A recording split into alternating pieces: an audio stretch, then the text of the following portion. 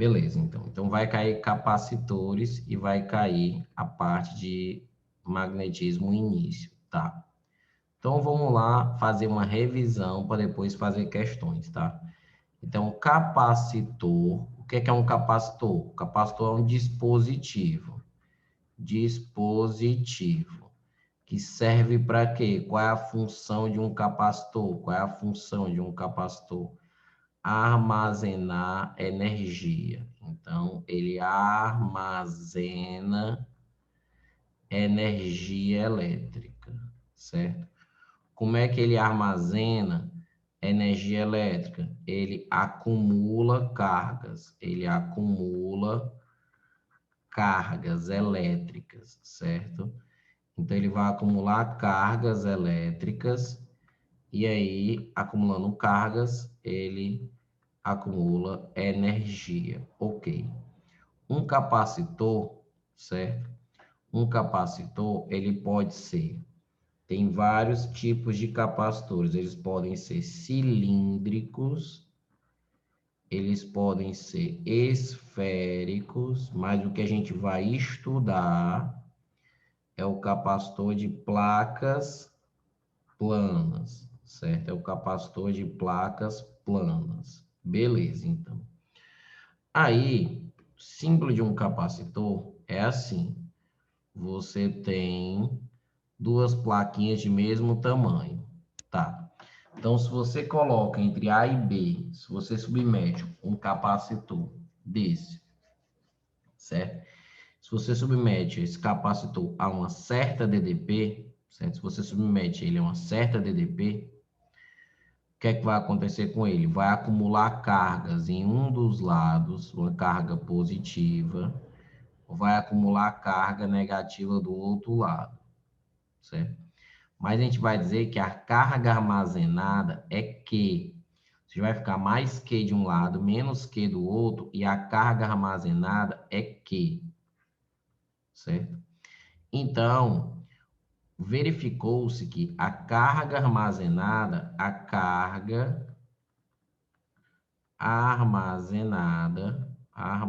não, bota eu escrever isso não.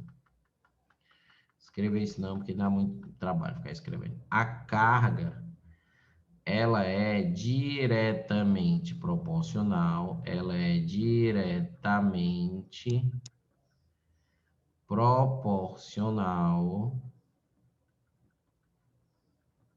a DDP, ó, certo? Ou seja, se você dobrar a DDP, você dobra a quantidade de carga armazenada por um capacitor. Se você triplicar a DDP, a quantidade de carga armazenada triplica, certo? Beleza, então a carga é diretamente proporcional a DDP que você está submetendo um capacitor. E aí você tem uma fórmula que é a fórmula Q é igual a C vezes U, a fórmula que é QQ, certo? A fórmula QQ, tá? Então, essa fórmula é a seguinte, o Q é a carga armazenada, o U é a DDP em volts, então esse Q é a carga medida em coulombs, o U é a DDP essa que é medida em volts, certo? E o Czinho é a grandeza nova do capítulo, certo? O Czinho é a grandeza nova, que se chama capacitância, a grandeza nova. Então, o que é a capacitância de um dispositivo, certo? Capacitância de um dispositivo que armazena cargas, ele te dá a quantidade de carga, quantidade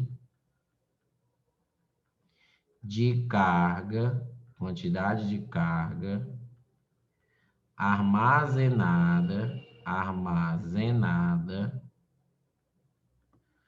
para cada volt de DDP, para cada volt de DDP que ela é submetida. cada volt de DDP que é submetido. Para cada volt de DDP, pronto, que ela vai ter. Então, para cada volt, tem uma determinada carga que ela armazena. E isso é a capacitância. A capacitância ela é medida numa unidade chamada Faraday. Em homenagem ao grande cientista Michael Faraday, a unidade de capacitância é Faraday. E a gente utiliza muito aqueles submúltiplos do Faraday, ou seja, 1 milifaraday, que é 10 a menos 3 Faraday, 1 microfaraday, que é 10 a menos 6 Faraday, 1 nanofaraday, que é 10 a menos 9 Faraday, e 1 picofaraday, que é 10 a menos 12 Faraday, beleza? Então, esses são os submúltiplos de Faraday, que é a capacitância. Beleza, então. Então, começa logo falando desta formulazinha top. A gente sabe que ele armazena energia. E aí, a energia armazenada tem uma fórmula. Então, a energia armazenada é Q vezes U sobre 2. Ó. Então, a fórmula da energia armazenada é Q vezes U sobre 2, certo? Lembrando que aqui o Q e o U são diretamente proporcionais. Então, se você tem carga armazenada em função do U, você tem o gráfico de um capacitor, é uma linha reta, assim, ó. Então, esse cara aqui, ó, que passa pela origem, essa reta representa um capacitor. À medida que você vai submetendo ele a determinadas DDPs, ele vai acumulando determinadas cargas, tá certo? Beleza. A energia armazenada é Q vezes U sobre 2. Só que você pode, no lugar do Q, que é C vezes U, colocar aqui no lugar do Q, colocar aqui o Q aqui, ó. Aí vai ficar Q vezes U, vai ficar Q ao quadrado, ó. Então vai ficar a fórmula, vai ficar C, no lugar do Q, eu tô colocando C vezes U. Então vai ficar C vezes U vezes U. Então U vezes U. Então vai ficar C vezes U ao quadrado sobre 2. Também é uma fórmula que você também calcula a energia armazenada, certo? E se no lugar do U, ó, no lugar do U, você colocar Q sobre C, no lugar do U, você colocar aqui um Q e um C embaixo, também vai dar outra fórmula de energia, ó, que é Q ao quadrado sobre 2C. Então, eu tenho 3 fórmulas para achar a energia armazenada de um capacitor. Lógico que vai depender do dado que você tem. Se você tiver a carga e a DDP, você pode usar essa. Se você tiver a capacitância e a DDP, você usa essa. Se você tiver a carga e a capacitância, você usa essa, certo? A mais usada pela gente é essa aqui. Essa energia armazenada, ela é armazenada em joules, certo? Essa energia ela é armazenada em joules. Beleza, então, vou continuar a putaria aqui, certo? Aí, o grande lance de um capacitor é a sua capacitância, tá?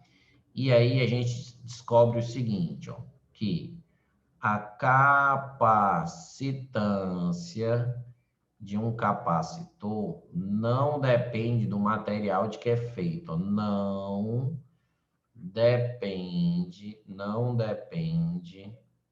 do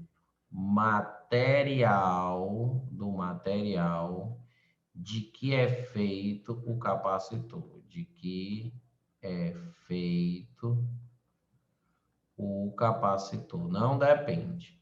Depende não. Certo? Ou seja, tanto faz se as placas forem de ferro, se as placas forem de níquel, certo? No caso, depende da geometria, depende da geometria do capacitor e não do material de que é feito. A gente estuda o capacitor de placas planas, certo? O capacitor de placas planas, a gente representa ele desse jeito aqui, ó. A gente representa ele desse jeito aqui, ó. Então, você tem aqui, ó, dois pauzinhos aqui, ó, e aqui é uma placa, aqui é outra, certo? A capacitância, que é a capacidade, é a quantidade de carga armazenada por cada volt de DDP submetido, é uma fórmula. Essa fórmula é assim, a capacitância é igual ao Epsilon vezes o A sobre o Dzinho. Então, essa é a fórmula da capacitância de um capacitor de placas planas. Daniel, o que é cada coisa dessa? Vou dizer. O Ezinho é a permissividade elétrica do meio entre as placas, ou seja, do meio entre as placas, certo? Então, esse carinha é a permissividade elétrica do meio entre as placas, tá? O Azinho, o Azinho é a área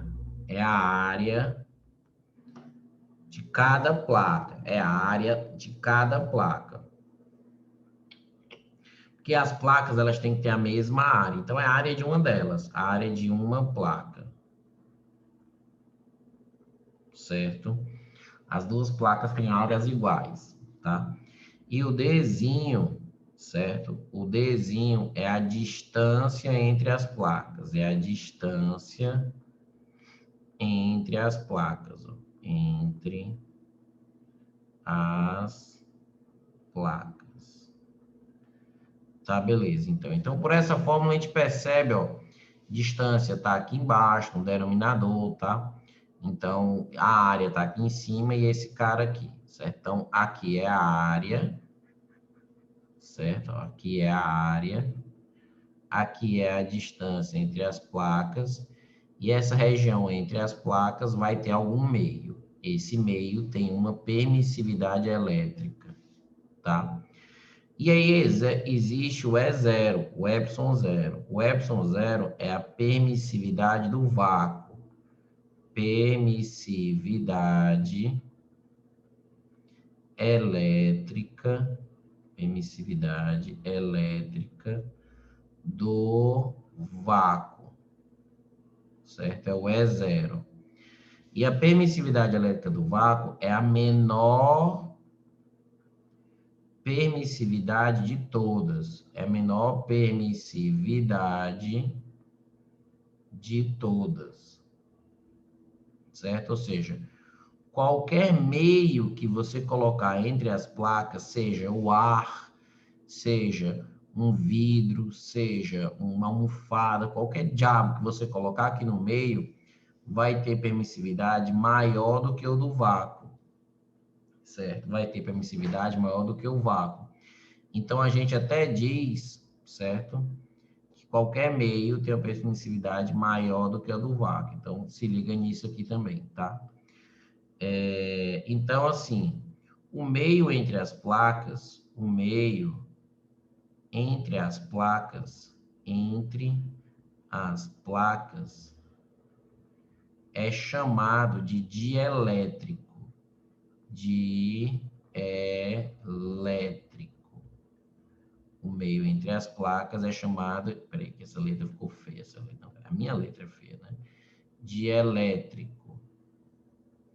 O meio entre as placas. E o meio entre as placas, a permissividade desse meio, que é Epsilon, ele vai ser 1K vezes um Epsilon zero. Ou seja, o que significa isso? Que qualquer meio vai ter uma permissividade que vai ser um múltiplo da permissividade do vácuo, certo? Esse K, ó, com o K maior que 1, tá? O K ele é maior que 1. Ou seja, todos os meios, a permissividade vai ser um múltiplo da permissividade elétrica do vácuo. Ou seja, ao introduzir um meio entre as placas,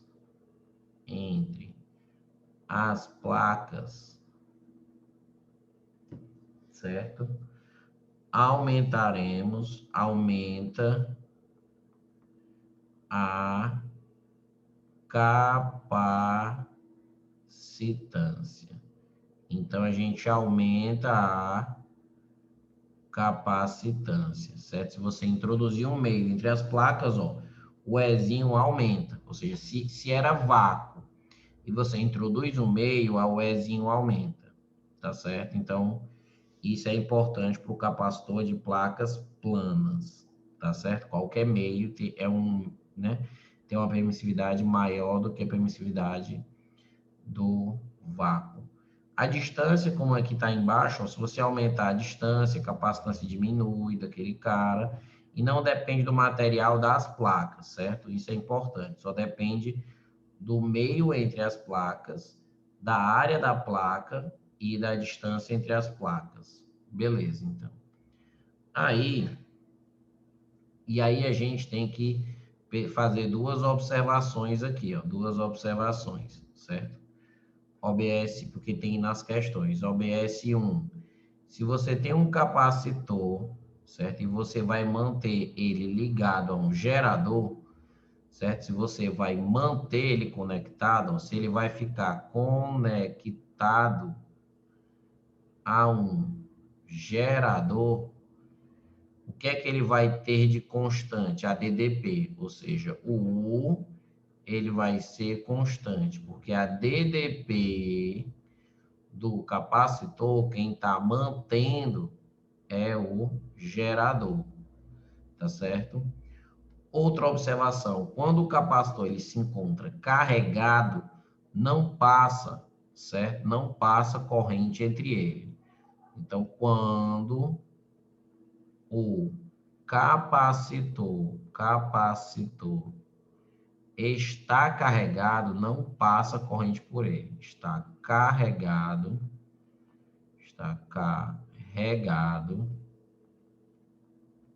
não passa corrente elétrica por ele. Vamos botar só corrente por ele, certo? Ó, então aqui, ó, quando ele é mantido ligado, né, a um gerador, a DDP dele é constante. Observação 3. Quando você desliga, quando você carrega um capacitor, certo? Então, você carrega um capacitor. Você carrega um capacitor e desconecta, ou seja, desconecta do gerador, ou seja, você desconecta do gerador, que é a bateria ou qualquer coisa que você usou para carregar, né? Quando você desconecta, o que você vai ter constante agora entre eles, ou seja, ele já armazenou carga, né? Carga tem a ver com a quantidade de elétrons que está sobrando de um lado e a quantidade de elétrons que está faltando do outro. Então, uma vez que você carregue um capacitor e você desconecta ele da bateria, do gerador, o que é que acontece? A carga agora é que vai ficar constante, ó. Então, a carga dele é que vai se manter constante. Quando você carrega um capacitor, certo? Quando você carrega um capacitor e desconecta ele da bateria do gerador que ele foi carregado, desse momento que você desconectou, ele já tem cargas acumuladas. Essa carga agora ela vai ser constante. Como assim? Se você aumentar a distância entre as placas, ou se você aproximar as placas, ou se você introduzir alguma coisa entre as placas, não vai mudar a carga, porque a carga já é constante, certo? Essa carga não vai para canto nenhum. E aqui o que fica constante quando você faz essas mudanças, mas mantém o capacitor conectado à bateria, o que vai ficar constante agora é a DDP, porque é mantida constante pela bateria, tá? E a observação 4 do capacitor A observação 4 Pera. Tava para falar uma coisa. DP constante, quando o capacitor está carregado, não passa por ele. DP constante, capacitor, carga constante. Tá que pariu, macho. Eu esqueci o que eu ia falar, mano. Ah, tá, pronto. Num capacitor, entre as placas, eu tenho um campo elétrico uniforme. Entre as placas, ou seja, num capacitor, quando você tem entre as placas, você tem um campo uniforme, ou seja, você vai ter uma placa positiva, uma placa negativa, e você vai ter um campo elétrico que vai ser da placa positiva para a placa negativa, um campo elétrico uniforme, ou seja, essas distânciazinhas aqui são todas iguais, certo? E aí, quando o campo é uniforme, existe também uma regrinha, tá? Ó, cuidado que campo elétrico eu vou chamar de E', para não confundir com energia, tá? Campo elétrico, ele é medido em volts por metro ou newton por coulomb, certo? Volts por metro, newton por coulomb. E tem uma fórmula do campo elétrico que é assim, ó, U é igual a E vezes o D. Eu vou chamar de E', campo elétrico, para não confundir com E de energia. Então, a DDP entre as placas, a distância entre as placas está relacionado com o campo elétrico uniforme. Então, existe um campo elétrico uniforme entre as placas de um capacitor e existe uma relação entre esse campo elétrico, a DDP, e a distância entre as placas, tá? Estou chamando o campo elétrico de E' para não confundir com E de energia, certo? Então, aqui são 4 observações bem importantes, tá? E aí, a gente tem o quê? A gente tem o bicho 10. Qual é o bicho 10? Tópico 10 é a associação de capacitores. Associação de capacitores. Então, vamos lá.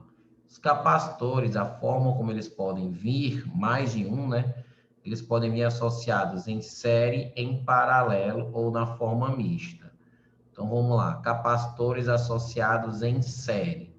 Então, capacitores associados em série significa que eles vão ter a mesma carga elétrica.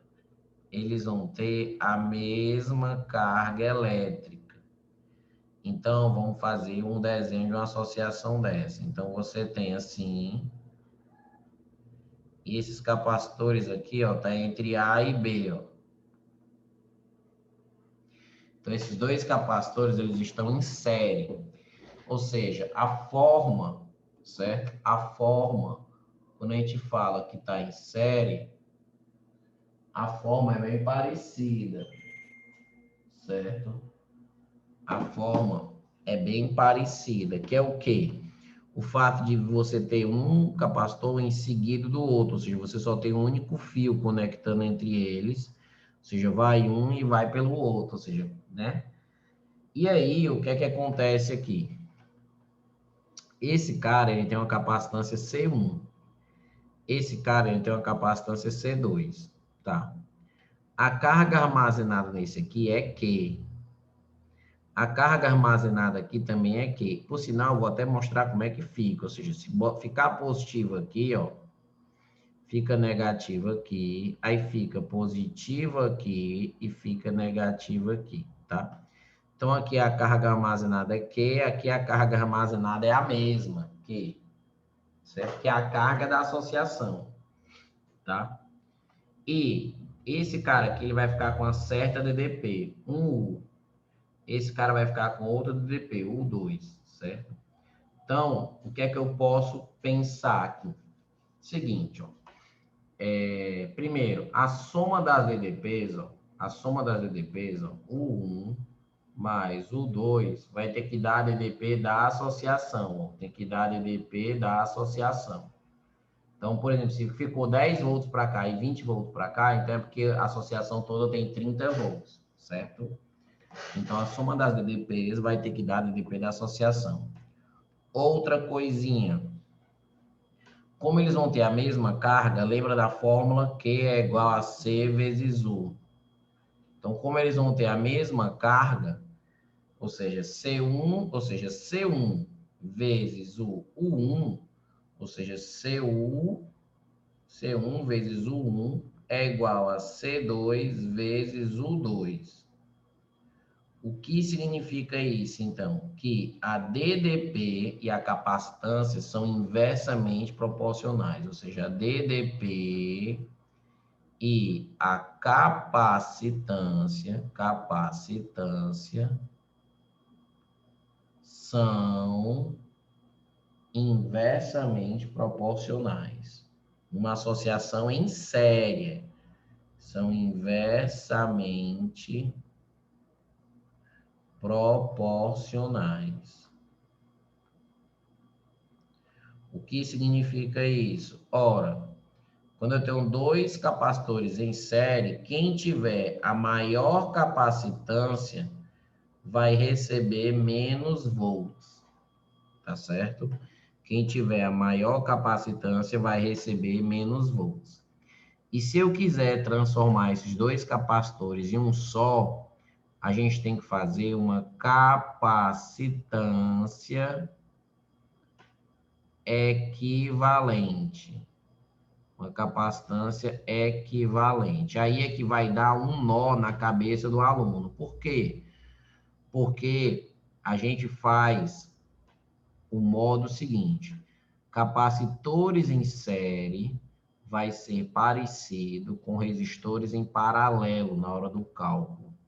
Ou seja, se eu tenho dois capacitores em série, para eu achar a capacitância equivalente, então, primeiro, a carga é a mesma, ou seja, isso aqui é 10 coulomb, aqui é 10 coulomb, a carga aqui também é 10 coulomb.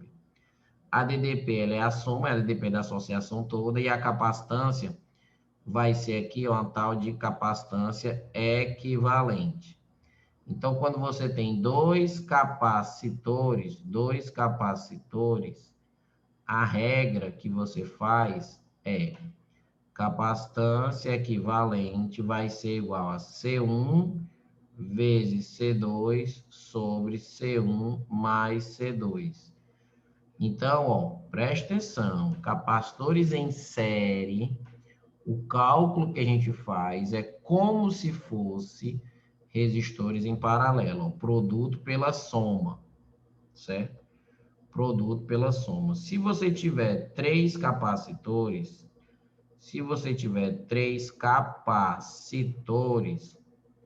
você tem dois modos de fazer três capacitores em paralelo. Paralelo não, jumento. Três capacitores em série. Se você tiver três capacitores em série, você pode fazer assim, ó, 1 sobre a capacitância equivalente vai ser igual a 1 sobre C1 mais 1 sobre C2 mais 1 sobre C3. Ou então, você pode fazer de 2 em 2. 2 em 2. Pega 2, faz em série, o resultado faz em série com o outro, tá? E se você tiver N capacitores iguais em série, N capacitores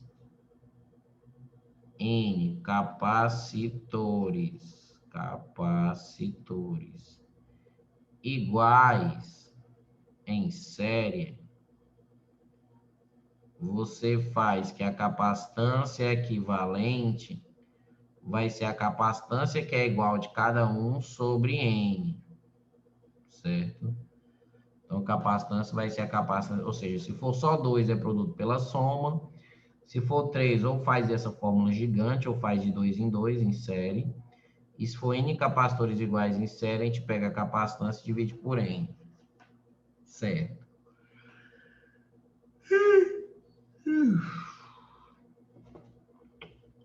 Aí,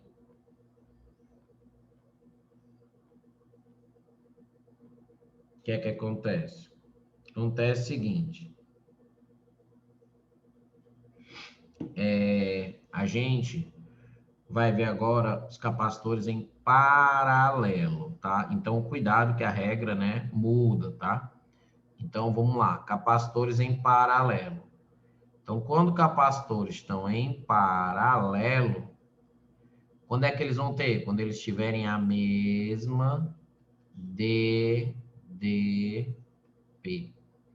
Então, os capacitores estão em paralelo daquele jeito que a gente também é acostumado a ver, ó. Ou seja, parece que é a corrente que vai se dividir, né? Mas não é, porque nem corrente passa aqui, tá?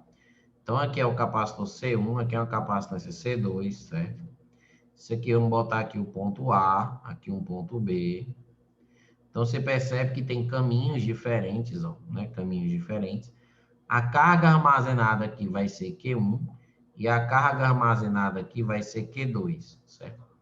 Como eles vão ter a mesma DDP, e a gente lembra da fórmula, que é a fórmula QQ, então o U, que é a mesma, vai ser Q sobre C, ó. O U, ele é Q sobre C. Então, vai ficar assim, ó.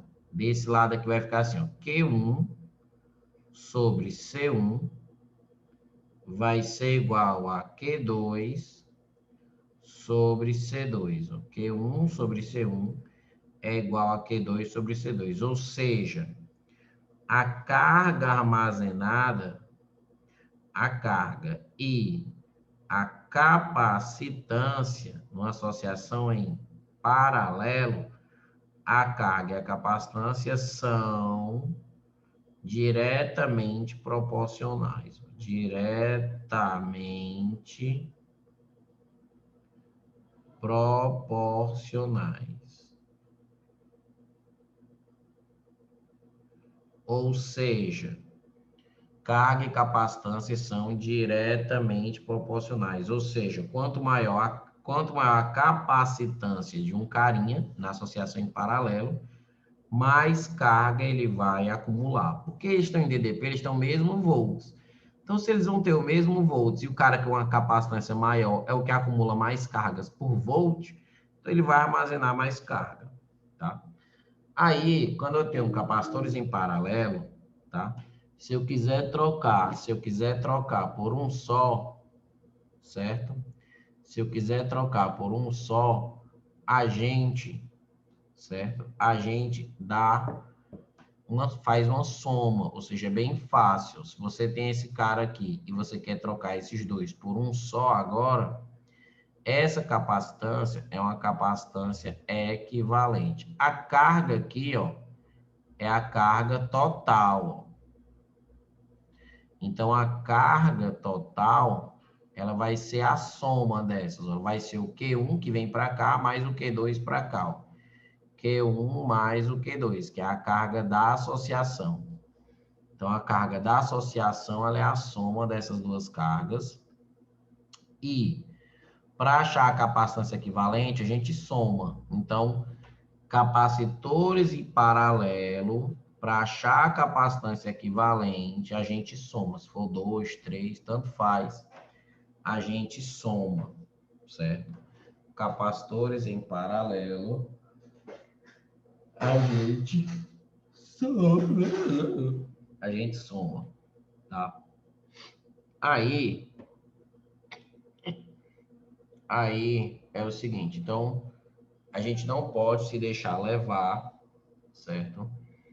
E confundir esse negócio de série em paralelo, tá? Não pode se deixar levar e confundir esse negócio de série em paralelo aqui, tá? Porque dá um nó, dá um nó sim, certo? Então, por exemplo aqui, ó, a associação ela pode ser mista. Então, imagina um cara assim, ó, A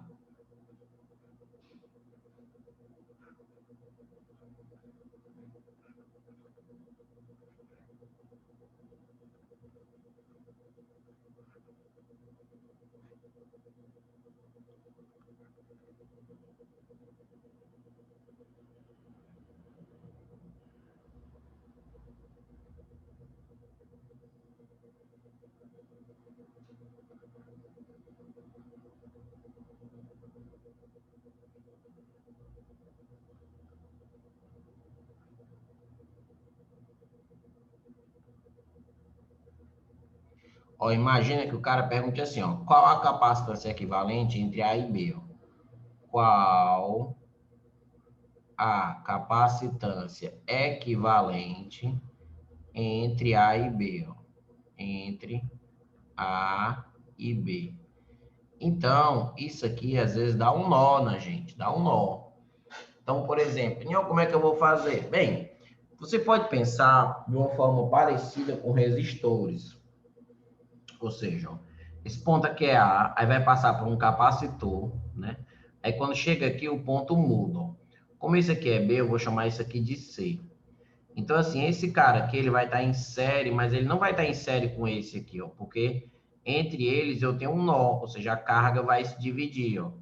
Então, tem que ter a mesma carga. Em carga, mesma carga em série. Então, esse cara não está em série com ninguém.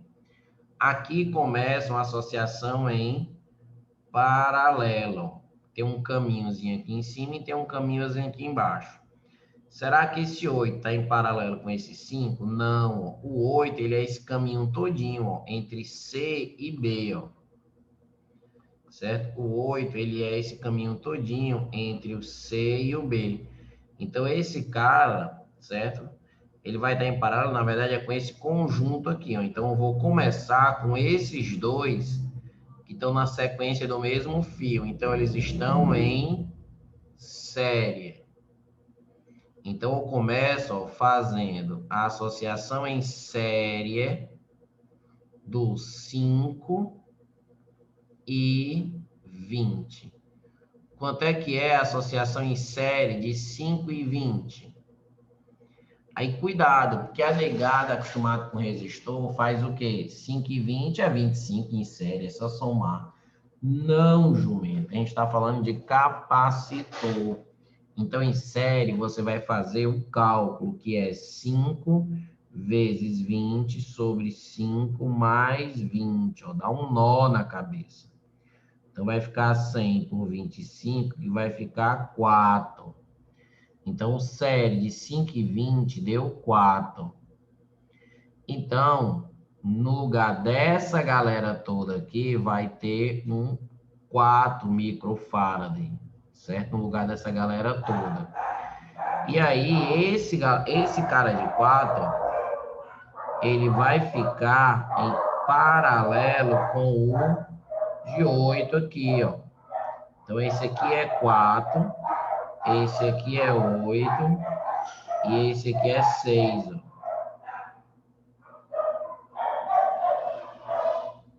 Então, agora, ó, uma vez que esses dois caras deu um de 4 aqui, então agora 4 em paralelo com 8. Ó. Ou seja, agora eu tenho paralelo do 4 e do 8. Quanto é que é o paralelo do 4 e do 8? Paralelo de 4 e do 8 é só somar, porque paralelo é soma. Então, agora vai ser 12, ó, certo? Vai ser 12. Então, no lugar disso tudo, aqui, ó, entre esses pontos, entre o C e o B, você coloca um de 12. Então, vai ficar A, aí vai ficar 6 aqui, e agora vai ficar, ó, 12 aqui, ó, certo? E agora, o que é que vai acontecer? Vai acontecer, ó, que esse de 6 e esse de 12, eles vão estar em quê? Vão estar em série. Então, no final, ó, vai ser série entre 6 e 12. Ó. Então, série entre 6 e 2 vai dar quanto? Aí eu faço, ó, 6 vezes 12 sobre 6 mais 12. Ó. Não é para somar, porque série a gente soma, não. Ou seja, você aprendeu resistor e o fato de você ter aprendido pode lhe confundir. Certo? Então, agora vai ficar 4. Então, a resposta disso tudo aí seria 4 microfarad. Certo? Então, existem as associações mistas, ou seja, quando todos os capacitores eles não estão nem em série e nem em paralelo. Existem alguns grupinhos, tá certo? Para você desenvolver, tá? Então, é importante isso aqui. Beleza? Beleza, então. Tá. Aí, a gente vê a parte... Então, o capacitor já foi-se. Vai fazer exercício? Vai, certo? Mas capacitor-se já foi-se essa teoria, certo?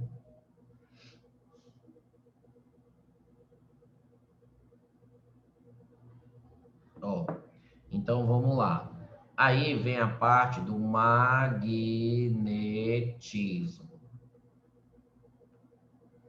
Magnetismo. Tá.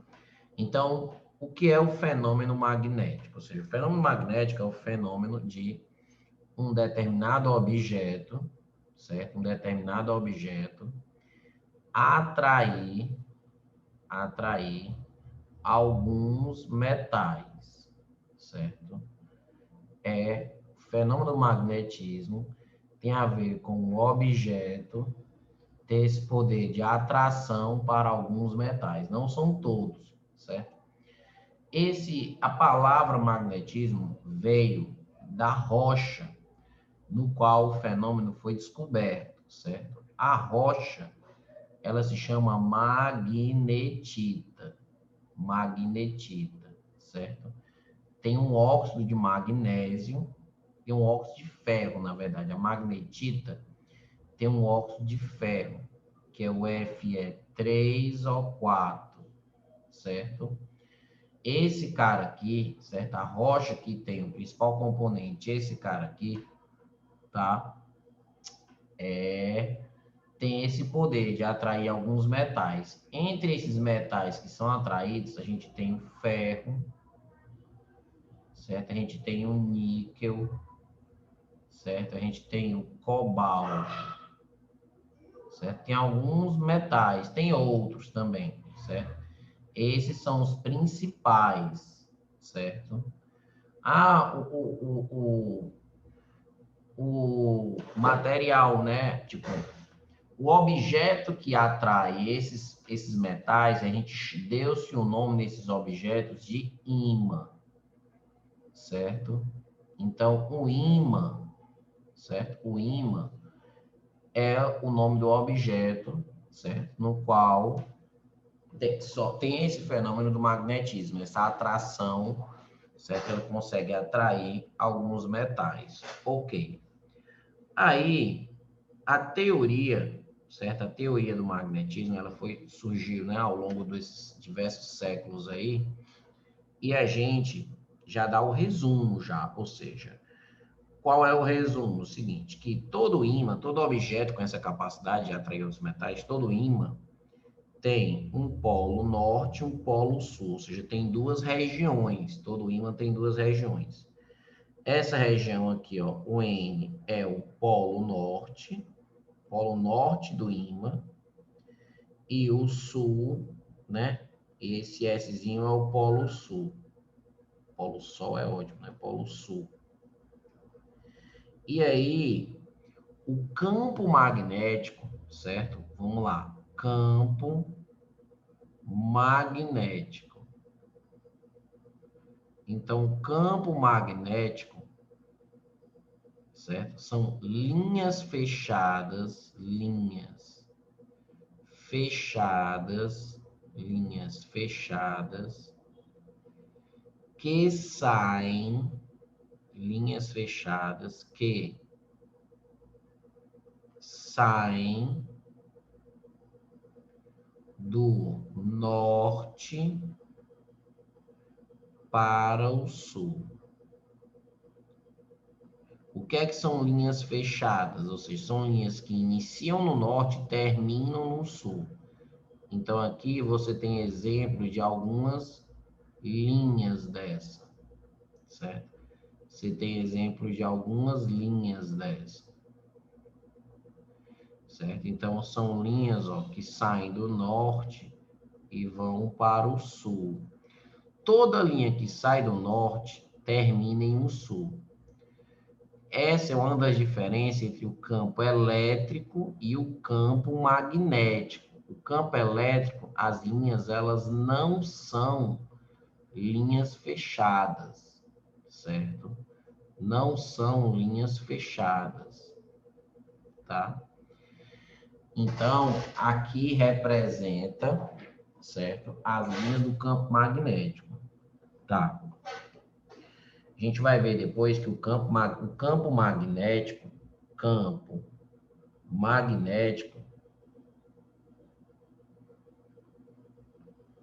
certo? É medido pela letra B.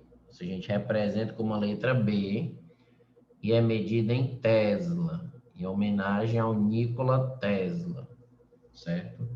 O campo magnético é B e a unidade do campo magnético é o Tesla, tá? Seguinte, tem algumas características aqui gerais dos ímãs, certo? Quais são as características gerais? Ó, polos de mesmo nome. Se você pegar dois ímãs, polos de mesmo nome, vai acontecer o quê? O fenômeno repulsão. Então, se você chegar com o norte perto de um norte, vai haver uma repulsão. Com o sul perto de um sul, vai haver repulsão. E polos de nome diferentes, de nomes diferentes, aí vai haver a atração, tá? Ou seja, se você aproximar um polo norte e um polo sul, né? Então vai haver aqui, ó, uma atração. Então, se você tiver dois ímãs aqui, ó, norte e sul, outro ímã aqui, por exemplo, ó, norte e sul, ó, aqui vai haver uma repulsão.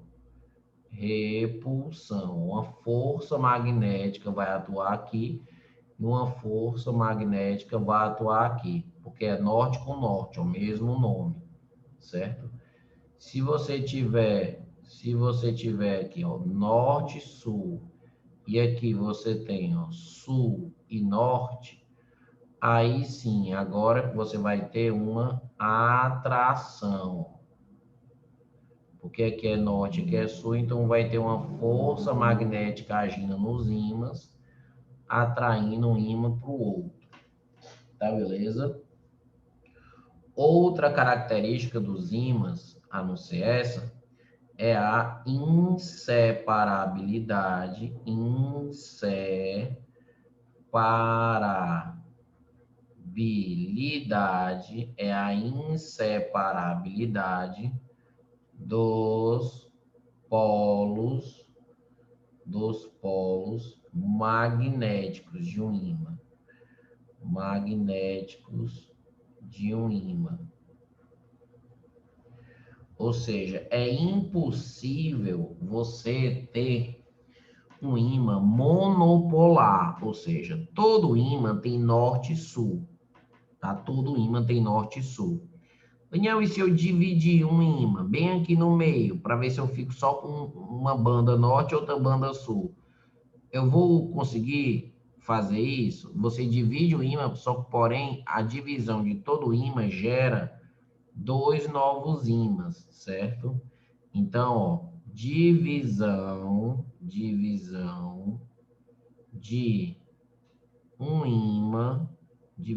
um ímã, gera dois novos ímãs.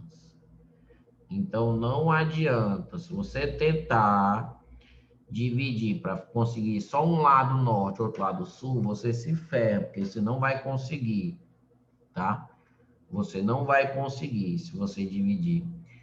Cada objeto vai ser um novo ímã com norte e sul e com norte e sul, certo? Então, os polos magnéticos de um ímã são inseparáveis, tá? Todo ímã tem norte e sul, certo? Então, por exemplo, de uma divisãozinha aqui, ó, muito comum. Você tem um ímã, aí aqui é um norte, aqui é um sul. Aí você vai dividir o ímã bem aqui, ó. Você vai dividir por essa linhazinha aqui, ó, tá? O que é que acontece? Você vai ter esse pedaço e você vai ter esse pedaço aqui, ó. Olha o que é que acontece. Esse lado, ó, que antes era norte, continua norte. Mas quando você divide, vai surgir aqui um sul. Ou seja, esse cara aqui vai ser o sul desse novo pedaço. E esse cara que era o sul, ele continua sul. Ó, aqui continua sul. E esse pedaço aqui vai virar um norte. Então, surge, certo? Surge, certo? Esses outros caras aqui. Inclusive, aqui, se você dividir dessa forma, esse norte e sul, eles vão ter uma atração. Ou seja, esses dois pedaços vão se atrair, tá certo? Diferente se você dividir assim, ó. Imagina que aqui eu tenho um norte e um sul. Aí agora, aqui eu estou fazendo uma divisão, certo? Toda divisão gera dois novos ímãs, certo? Então, imagina agora se eu dividir dessa forma, se eu dividir o ímã bem assim, ó. Então, se eu dividir o ímã bem assim, eu vou ter dois pedacinhos aqui, ó. Vou ter dois pedacinhos, ó. Só que esse cara vai ser norte, esse cara sul, esse cara vai ser norte, esse cara sul, ó. Então, você dividiu bem aqui, ó. Bem aqui no meio, certo? Só que assim que você dividiu, você deixou o norte próximo do norte, ó. Então, aqui vai haver uma repulsão. E aqui também, ó, sul perto de sul, também vai haver uma repulsão. Então, se você dividir dessa forma, ó, vai ter repulsão. Então, esses dois pedaços, eles vão se repelir, tá certo? Esses dois pedaços, eles vão se repelir. Tá. Aí, uma coisa importante é a bússola. O que é uma bússola, certo? A bússola, ela é um imã. A bússola é um imã? É. A bússola, ela é um imã bem leve, certo? E a bússola, ela vai se orientar de acordo com o campo magnético da região. Como assim?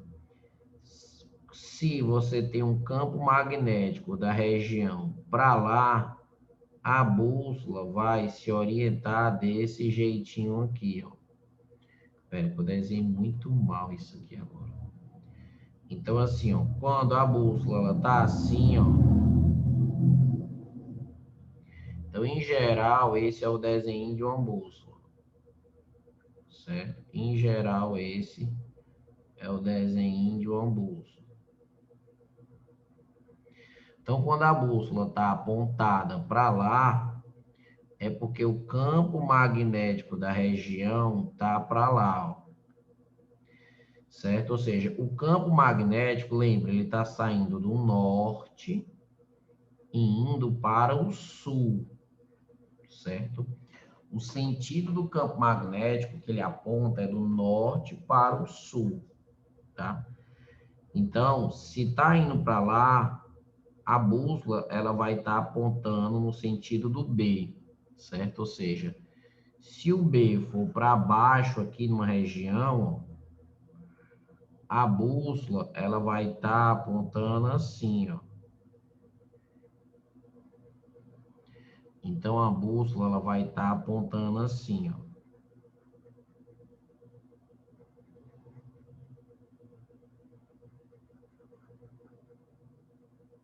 Certo? Ela vai estar aqui é o norte dela e aqui é o sul dela, certo? Ela está se orientando, ó, o norte dela, ó, no sentido desse do B, ó. Mesmo sentido aqui. Então a bússola aqui, ó, norte e sul, certo? O B está para baixo aqui nesse exemplo. B é o que a gente chama de campo magnético, certo? Então, uma bússola, ela é muito leve, certo? Beleza. O que é que os caras descobriram, certo? O que é que os caras descobriram aqui? Os caras descobriram que a Terra é um grande ímã.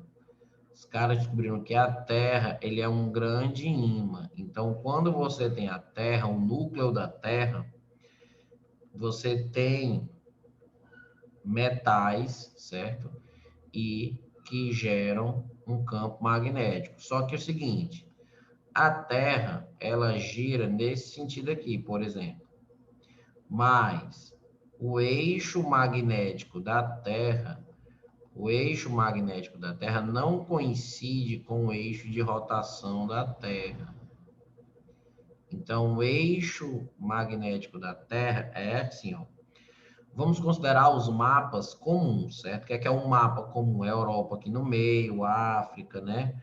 Então, aqui, América, aqui é Europa e tal, né? Então, assim, aqui é o sul geográfico e aqui é o norte geográfico. Então, esse SG aí, a gente chama de sul geográfico. E esse NG aí, a gente chama de norte geográfico.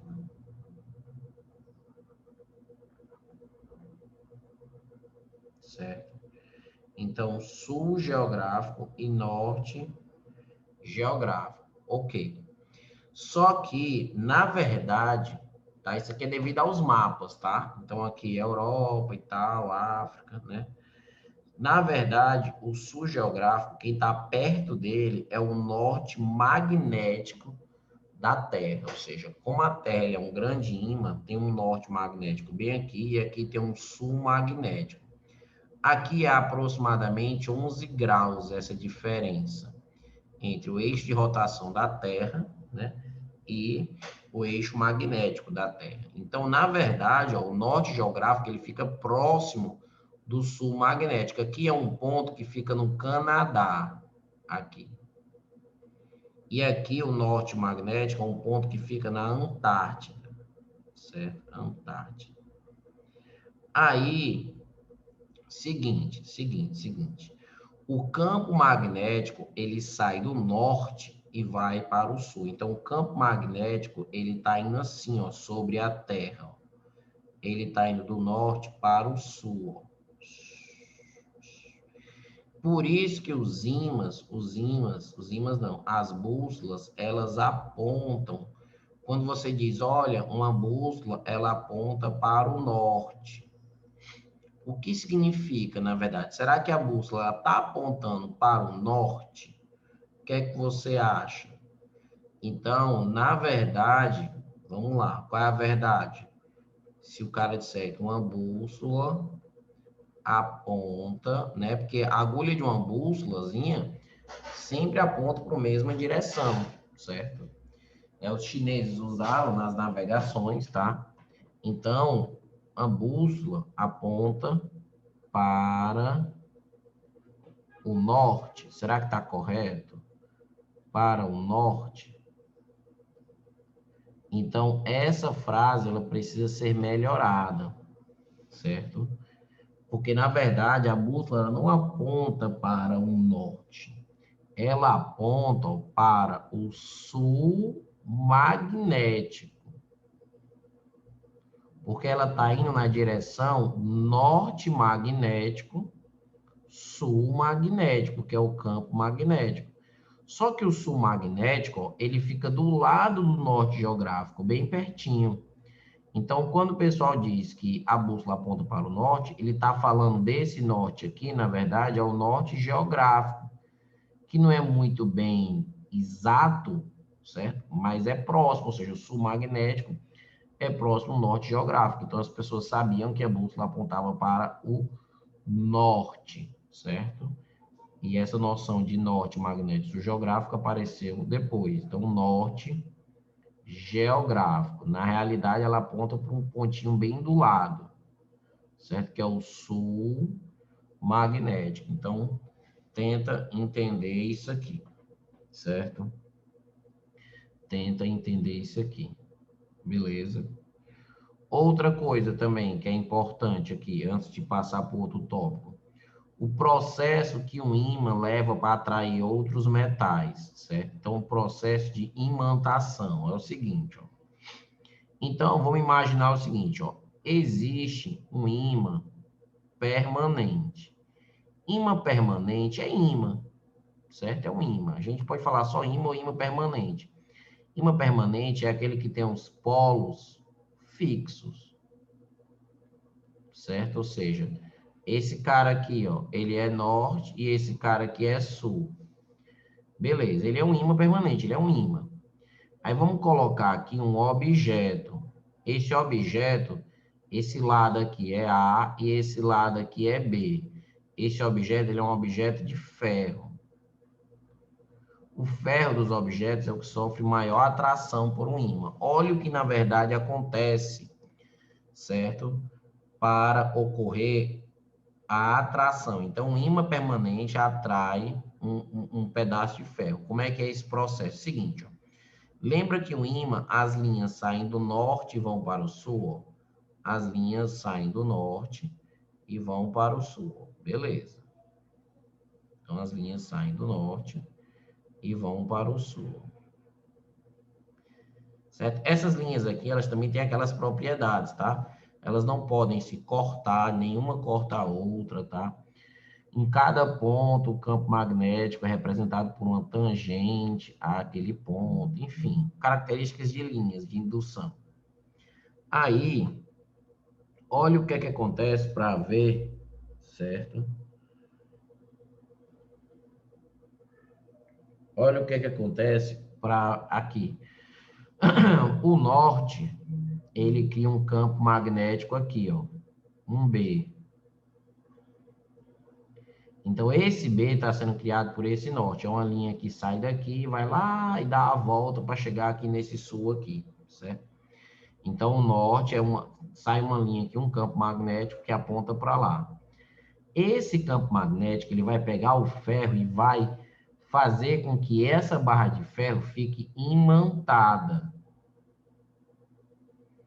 Ficar imantada é se transformar em um ímã temporário. Ou seja, essa barra de ferro, a parte B, ela vai se transformar num norte. E a parte A, ela vai se transformar num sul.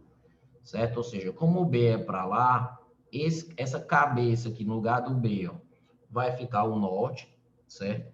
E esse aqui vai ficar o sul. Então, você percebe que entre esse norte e essa extremidade aqui, agora virou o sul. Entre esse norte e esse sul, você vai ter o quê? Então, uma atração. Você vai ter uma atração entre esse norte e esse sul, certo? Se você, então, na verdade, esse ímã fez com que essa barra de ferro ficasse imantada, se transformasse em um ímã temporário e tivesse esses polos aqui, norte e sul, e houvesse uma atração. Observa aqui, se você tirar esse ímã permanente, o ferro ainda fica com esse polo norte aqui e esse sul aqui, por um tempo, certo? Então, o ferro, ele passa a se comportar como um ímã temporário, ou seja, se você deixar um prego de ferro junto com o ímã alguns instantes e você depois tirar o ímã, o prego ele vai atrair outros materiais, ele vai atrair outros preguinhos, por exemplo. Ele vai ter essa capacidade de atração por um pouco tempo, mas vai, certo? Porque ele ficou imantado, ele ficou com polos, certo? Só que depois de um tempo, isso vai se bagunçar de novo e aí ele não vai ter mais essa característica magnética, dessa atração, não. Certo? Mas quando ele é suscetível a um campo magnético, então quando chega um ímã e produz esse campo magnético próximo dele, ele se alinha e aí fica com esses polos aqui. Mas perceba uma coisa, que se você pegar essa barra de ferro e você inverter os lados. Ó, você vai inverter. Você vai colocar agora o B bem aqui e você vai colocar o A bem aqui, ó, certo? Você vai manter esse ímã aqui do mesmo lado, ó. Mesmo jeito. Quando você inverte, certo? O que é que vai acontecer? Bem, o ímã, esse ímã que produz campo magnético, que vai produzir para o mesmo lado. Então, agora o A vai ser norte e o B vai ser sul, ó. Os polos, eles não são fixos, ó. O B era o norte, agora o B, ó, vai ser sul. Então, quando você inverte, certo? O campo magnético, ele vai influenciar, né? Essa barra aqui. Vai ter alteração nos polos e vai ter do mesmo jeito uma atração, ó. E vai ter do mesmo jeito uma atração, ou seja, não adiantou você pegar a barra de ferro e inverter para poder ter repulsão, não adiantou, certo? Ou seja, entre um ímã permanente e um ímã temporário, né, entre um ímã permanente e um objeto que é atraído por ímã, né, só vai ter atração aqui, só vai ter atração, tá? Ou seja, só há repulsão entre dois ímãs permanentes, ó. Só há repulsão entre dois ímãs permanentes, certo? Só vai ter repulsão entre dois ímãs permanentes. Ou seja, se há repulsão, você já sabe que a repulsão só ocorre entre dois ímãs permanentes. Então, os dois objetos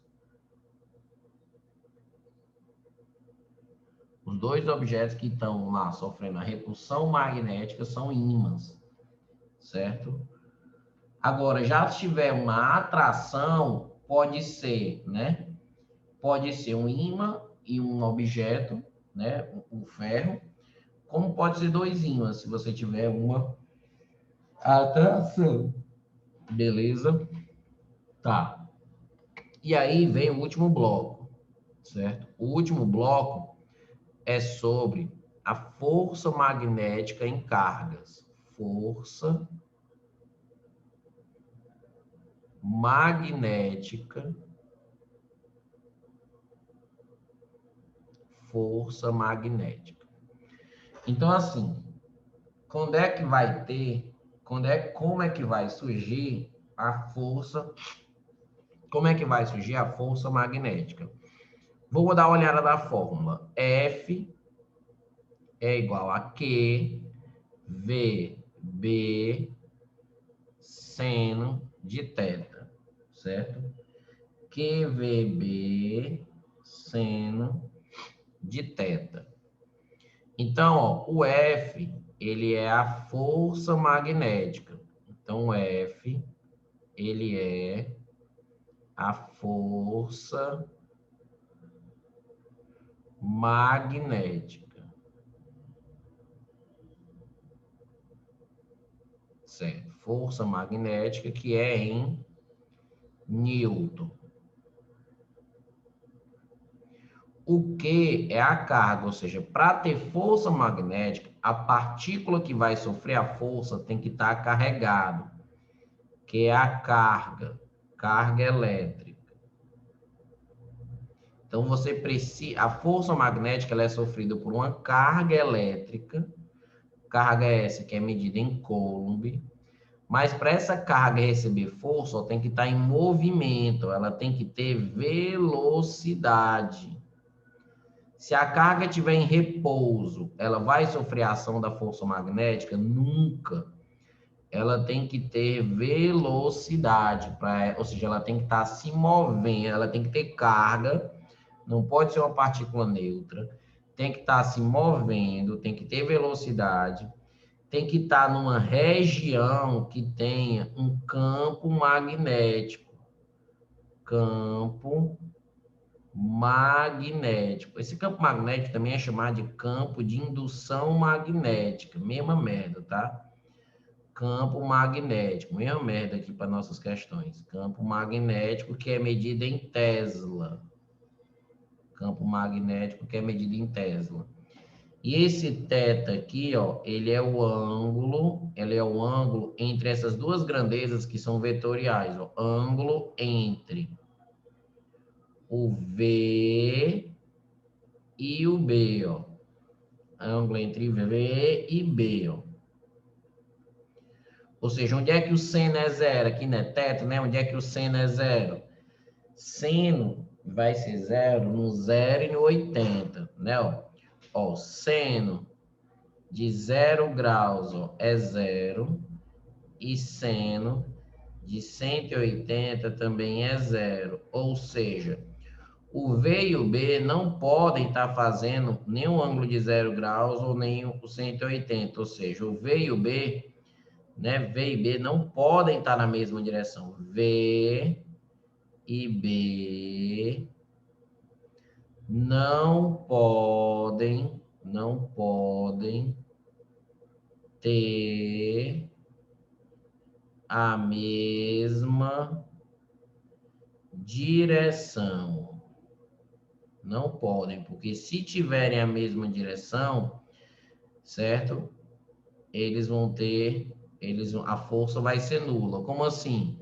Imagina que você tem um norte aqui de um ímã e você tem um sul aqui de um ímã. As linhas do campo magnético é do norte para o sul. É assim, ó, as linhas do campo magnético. Isso aqui é o B, o campo magnético. Se uma partícula está se movendo na mesma direção, ó, o V e o B aqui estão na mesma direção, ó. Retas paralelas são retas na mesma direção, né? Então, ó, essa força aqui, ela seria nula. Ou seja, a força nessa cargazinha aqui, ó, seria nula, seria zero, porque está na mesma direção. Se tivesse voltando também, ó, se tivesse voltando assim, ó, também estaria nulo, ó, porque o V e o B formaria 180. Aqui é 0 graus e aqui é 180. Só teria força se ela tivesse propagando assim, ó. Só teria força se ela tivesse propagando assim, ó. Aí sim, aí o V é para um lado, ó, o V é num e o B está no outro, ou seja, o B e o V aqui, aí formaria 90 graus, né? Lembrando que o seno de 90 é 1, tá? Lembrando só que o seno de 90 é 1, que é o que vai acontecer em muitas situações, tá? Então, força QVB seno θ, certo? Então, essa é a nossa fórmula. O que a gente tem que saber agora é para onde, ó, a força é uma grandeza vetorial.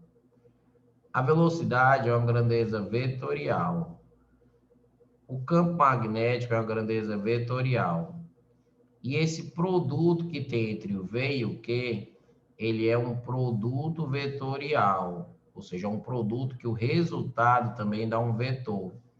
Então, a gente precisa saber para onde é que vai ser esse vetor, que é a força, tá?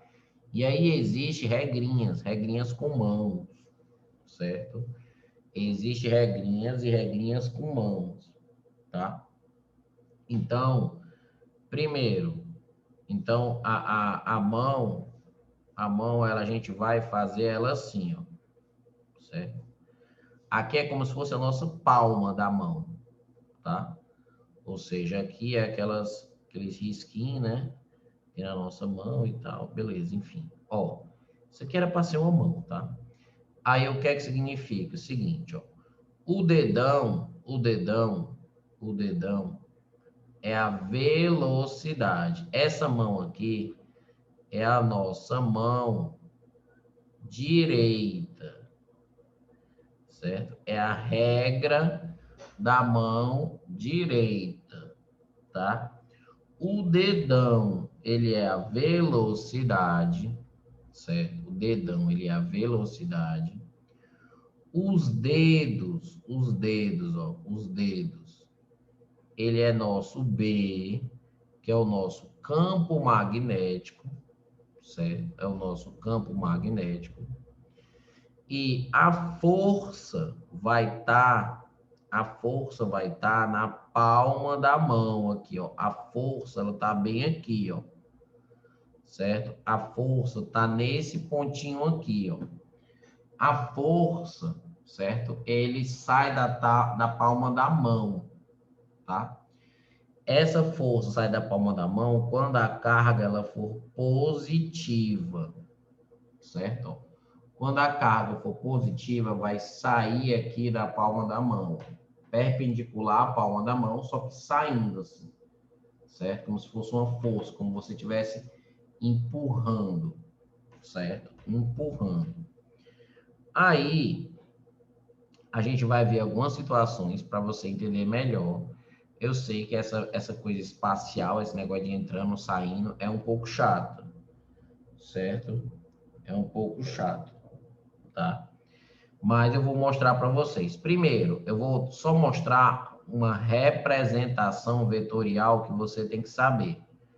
Representação vetorial que vai aparecer nos problemas. Qual é a representação vetorial? Se você tiver xzinho,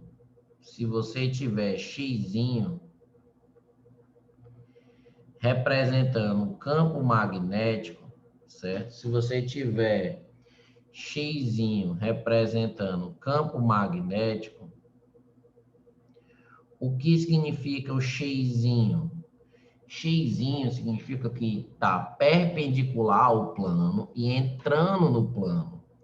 Então, xzinho significa que esse vetor ele está perpendicular ao plano. Essa é a direção, perpendicular ao plano. Ou seja, no caso aqui da nossa tela, né? Está perpendicular a essa tela do computador, essa tela do seu celular, essa tela do seu notebook aí. Perpendicular ao plano. Só que o sentido desse vetor, dessa seta, é entrando. Ou seja, é entrando no plano. É entrando no plano. Certo? É entrando no plano. Certo?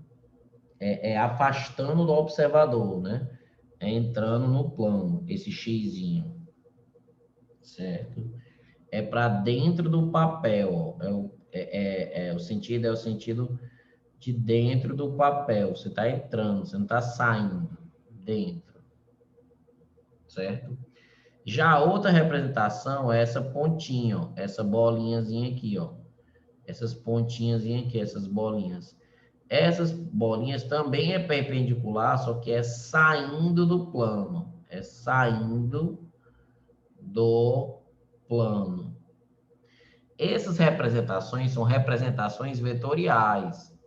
Geralmente a gente usa elas para representar o campo magnético, mas pode ser usado por qualquer grandeza aqui, certo? Qualquer grandeza eu posso usar essa história de saindo do plano ou entrando no plano, porque é perpendicular, tá? Então eu vou mostrar para vocês exemplos, certo? Eu vou mostrar para vocês exemplos. Outra coisinha, antes que eu termine aqui, é que a força magnética é uma força conservativa. Conservativa. Ou seja, é uma força que não altera a energia mecânica da partícula que está sofrendo essa força. É uma força que não altera a energia mecânica da partícula, certo? É chamada de uma força conservativa, tá? Então, vamos dar aqui os exemplos, ó. Vou botar aqui, ó, exemplo 1. Então, você vai colocar o campo magnético assim, ó. Eu vou botar aqui o campo magnético assim. Vou botar uma partícula positiva com uma velocidade para a direita. O campo magnético, ele está aqui, ó. O campo magnético tem essa representação aqui. Eu quero saber para onde é que vai estar a força. Eu quero saber para onde a força magnética vai atuar nessa carga positiva, nesse Qzinho aqui. Olha como você vai fazer, tipo. Você vai pegar a sua mão direita, a mão que vocês, no caso, a maioria escreve com a direita, né? Mas enfim, você vai pegar a mão direita. Certo? Você vai colocar os seus. É difícil porque a gente está de forma online e a gente precisa aprender isso, certo? Então, você vai colocar os seus dedos, certo? Apontando no sentido do plano da sua tela ou no sentido do seu papel. No caso, se tiver, eu vou colocar aqui, eu vou tentar botar aqui para vocês enxergarem aqui também. Espera.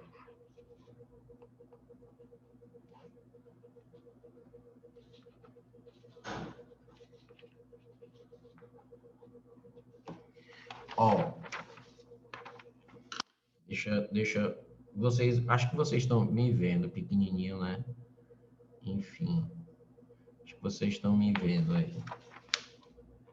Deixa ele focar, deixa ele focar. Tá. O que importa mais é você perceber que o papel aqui, ele tá na horizontal. E o xizinho é os seus dedos assim entrando, ó. Os seus dedos ficando, ó, entrando no papel. Entrando é assim, é perpendicular. Se fosse saindo, aí seria os dedos assim, ó, para cima, saindo do papel, mas aqui é entrando.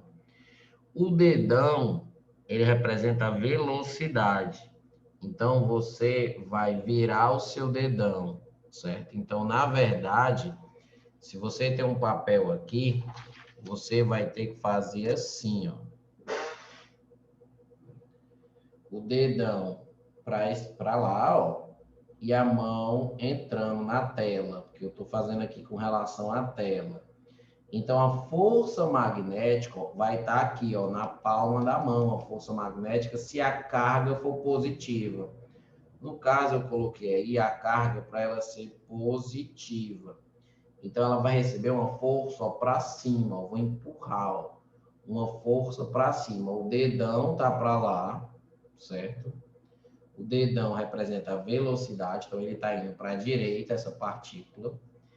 E o campo magnético, que é o B, ele está entrando no plano do papel. Por isso que meus dedos estão apontando para o plano que você está vendo, que é o plano da câmera, que é o plano da tela aqui, certo? Então, a força magnética é para cima.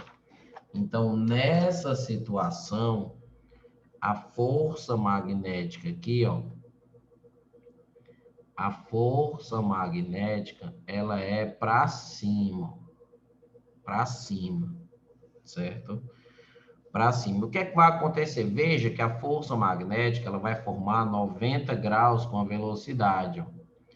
Então, nessas situações em que a velocidade e o B ó, formam 90 graus, ó, porque a velocidade está no plano, o B está perpendicular ao plano, então aqui a gente nem usa aquele seno, ou seja, a fórmula, na maioria das vezes, quando a gente vai usar a fórmula da força do campo magnético, é só QVB, certo? É só QVB porque o seno, geralmente o ângulo é 90. A força magnética, que é o resultado, né? Ela é perpendicular tanto à velocidade, como ela também é perpendicular ao B, certo? Ela vai ser perpendicular aos dois, certo? Ela vai ser perpendicular aos dois, certo? Deixa eu ver se eu consigo. Bom, no plano. Aqui está no plano e aqui está entrando. Então, é basicamente como se fosse assim. Ou seja, aqui, essa ponta aqui é a velocidade. Essa caneta que está apontando para a tela, ela é o campo magnético. E a força, ela é aqui, ó. A força, ela foi no mesmo plano da velocidade, só que para cima, certo? Então, a força foi no mesmo plano, só que para cima, tá? no mesmo plano, só que para cima. Então, a gente diz aqui, ó, no caso foi para cima, a força é para cima, tá?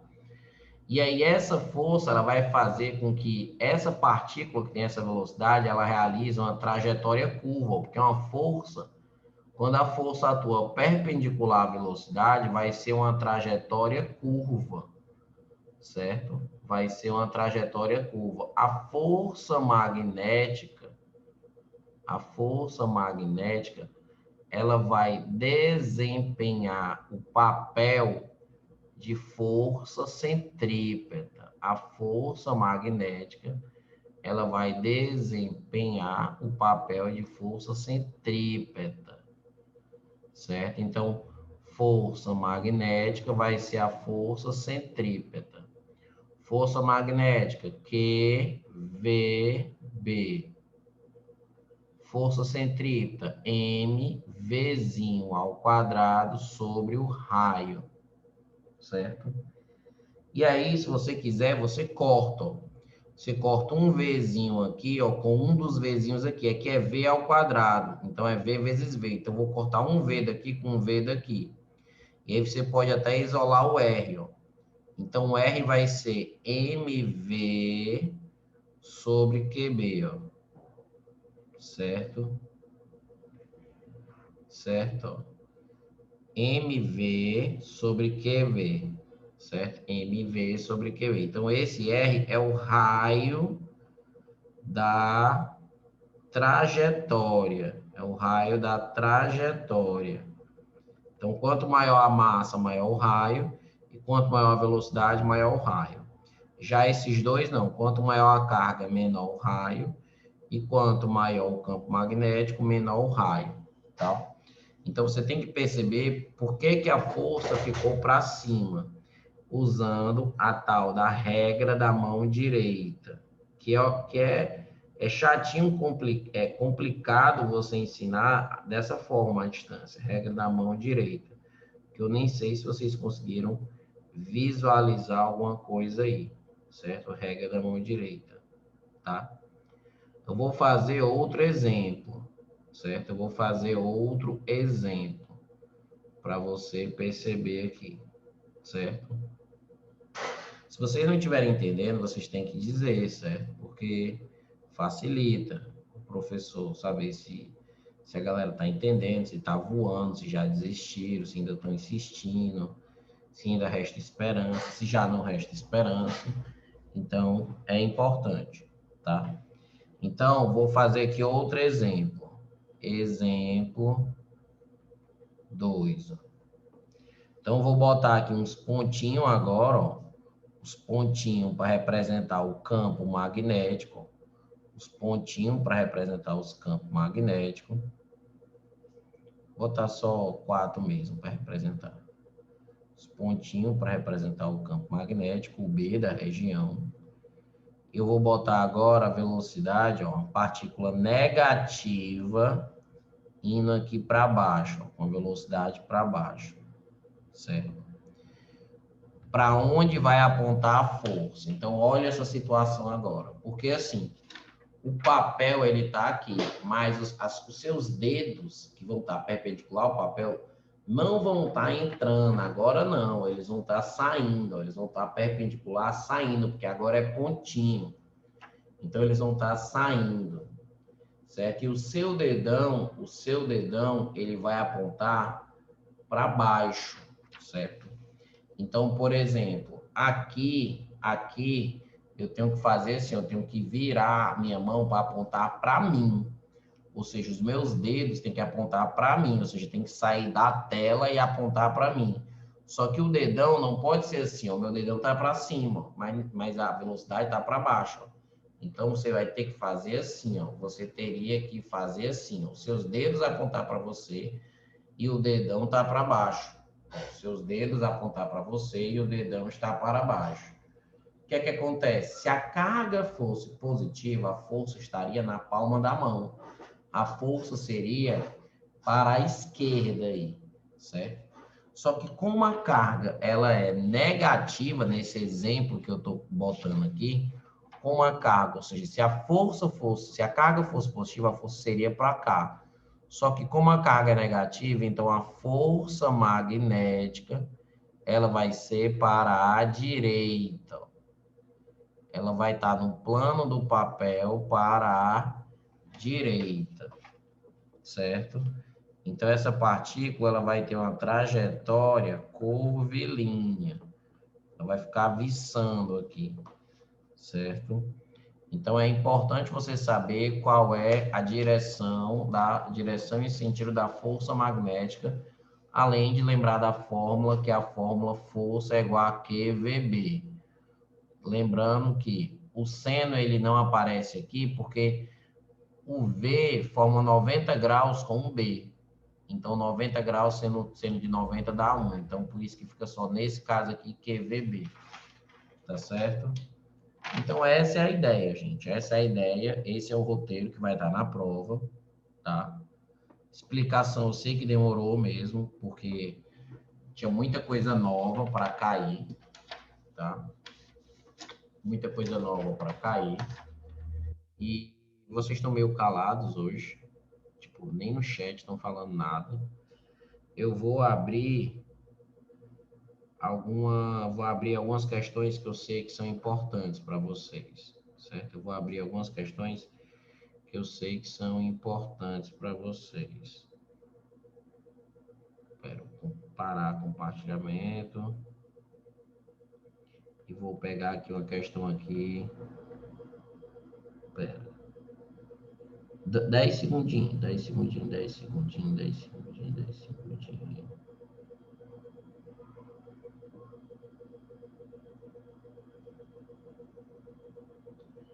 10 segundinhos, 10 segundinhos. Cadê, mas esse diabo aqui que eu tinha separado?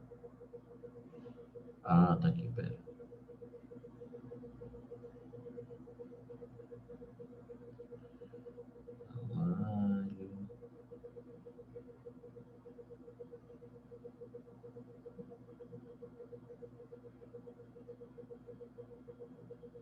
Pera.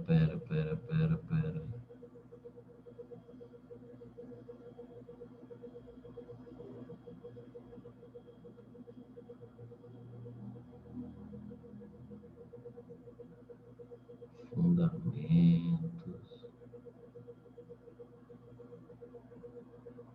Pera, tópicos. Pronto, achei tópicos.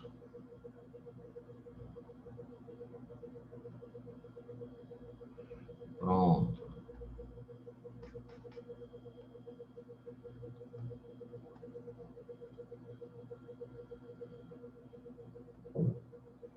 Jesus, né?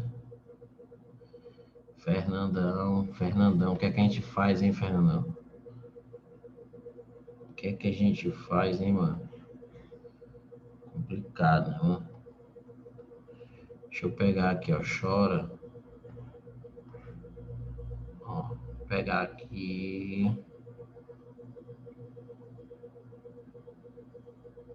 Aqui.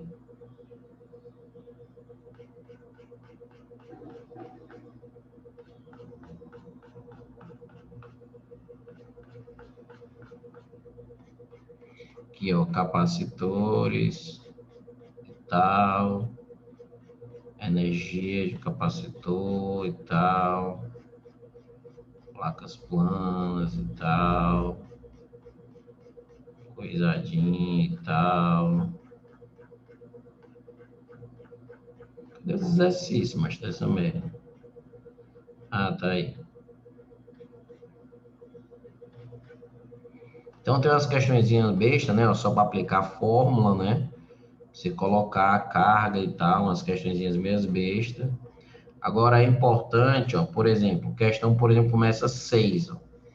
Ó, essa 6 aqui, ela é importante. Se liga nela, ó, se liga nela.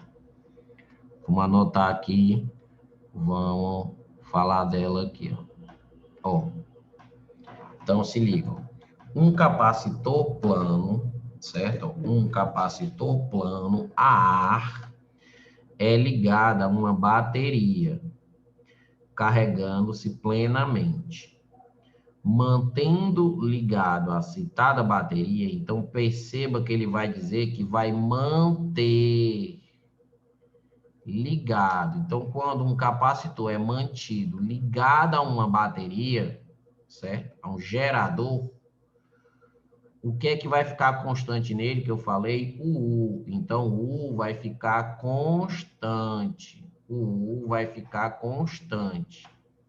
Aí ele vai dizer, ó, mantendo ligada a bateria, aumenta-se um pouco a distância entre as suas placas. Então, a distância entre as suas placas vai aumentar. O Dzinho vai aumentar, que é a distância entre suas placas. Aí ele diz, consequentemente, ele quer saber o que é que acontece. Então, a gente vai precisar saber das fórmulas. Então, ó, vamos lá. Capacitância é o Epsilon A sobre D.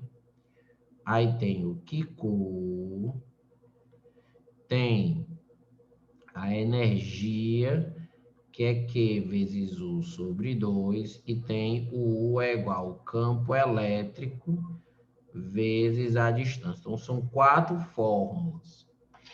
Aí, ó, ele está aumentando a distância. Então, se ele aumenta a distância, certo? O denominador aqui vai aumentar, a conta toda vai diminuir. Ou seja, se o denominador de uma fração aumenta, o resultado, que é o C, vai diminuir. Ou seja, a capacitância diminui, certo?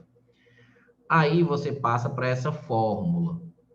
O U, ele é constante. Ó. Por que que o U é constante? Porque o cara vai manter o capacitor ligado à bateria enquanto vai fazer essa mudança da distância.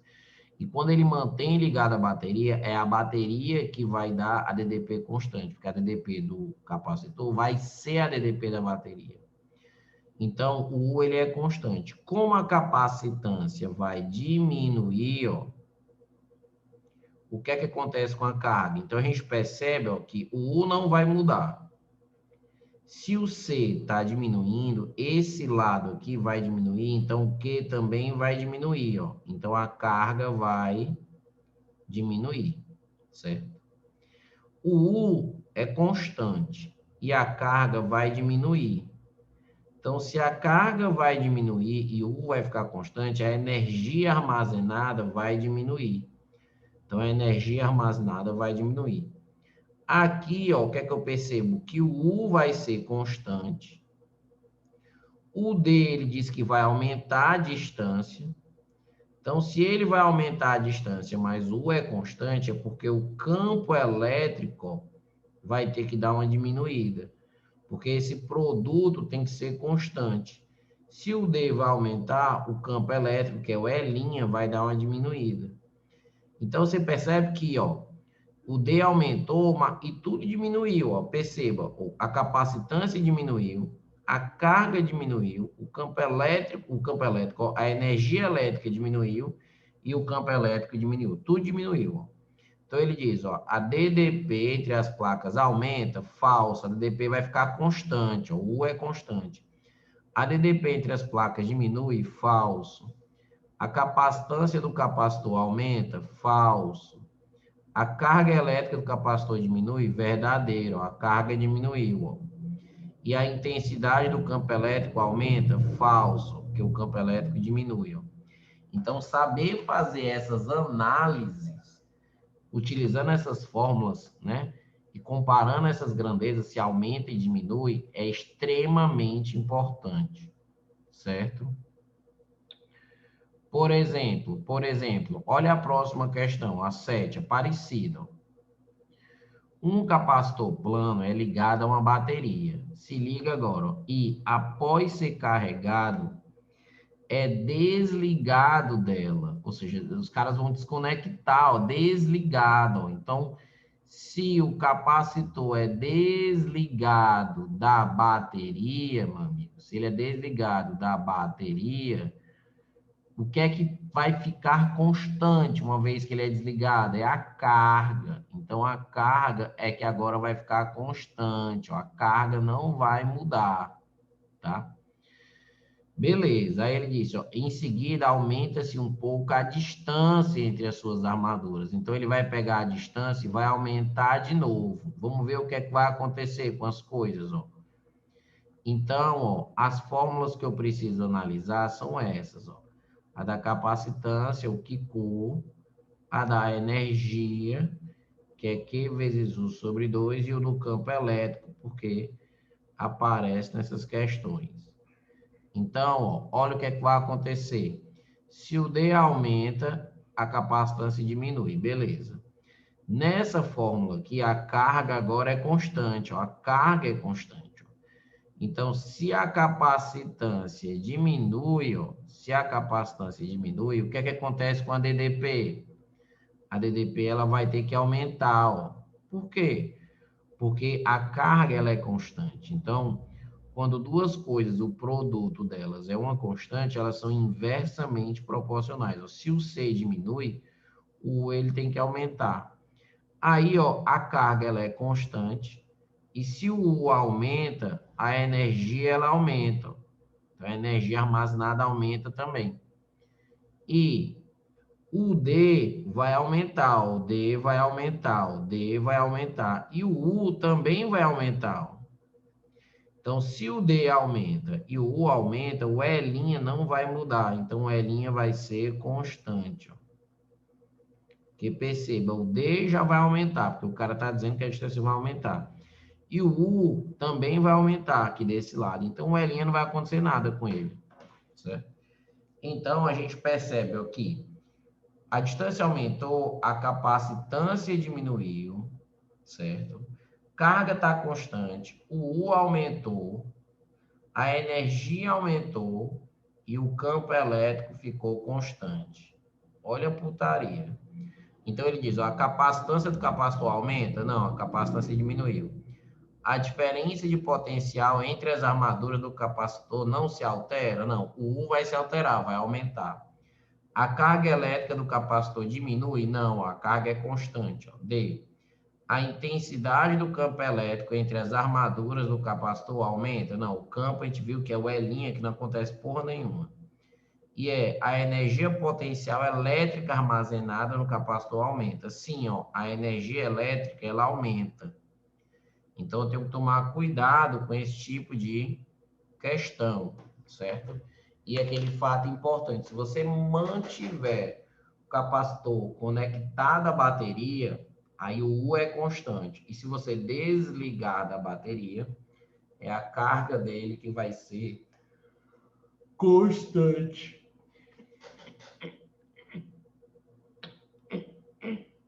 Certo?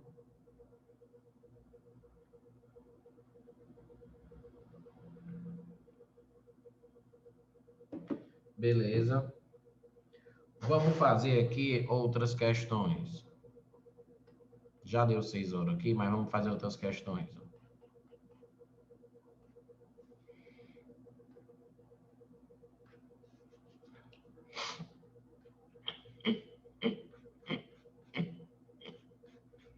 Você quer nível 2, né? O nível 2 é um nível mais fodido, né?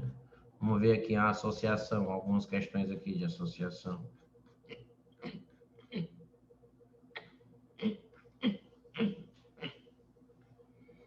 Se já andaram tentando fazer algumas questions.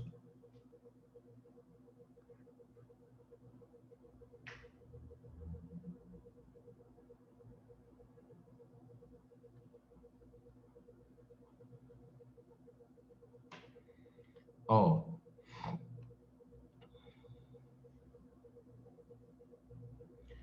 Vou fazer um aqui, mas... Deixa eu ver.